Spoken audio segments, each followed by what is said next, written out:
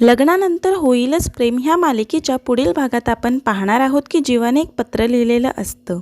त्यामध्ये जीवा लिहितो, मी खूप विचार केला आणि शेवटी हा निष्कर्ष लागला, आपण पुन्हा एकत्र येऊ शकत नाही।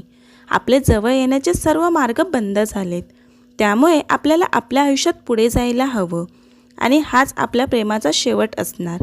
तर इथे काव्य पार्थला सांगत असते, तुम्ही काय माझा पिच्छा सोडणार नाहीत का? आता तरी मला अभ्यास करू द्या। त्यावर पार्थ काव्याला म्हणतो, चला आपण तुमची फेवरेट पेस्ट्री खाऊयात। त्यावर काव्या नकार देत म्हणते, मला अभ्यास आहे आणि मी माझा फेवरेट गॉगल आणायला विसरले। त्यावर पार्थ तो गॉगल खिशातून काढतो। तो चष्मा बघून काव्या खूप खुश होते। तर इथे जीवा पत्रात लिहितो, आपल्या प्रेमाची सुरुवात ह्या पत्राने झाली होती आणि शेवटच्या पत्राने याचा अंतही होणार।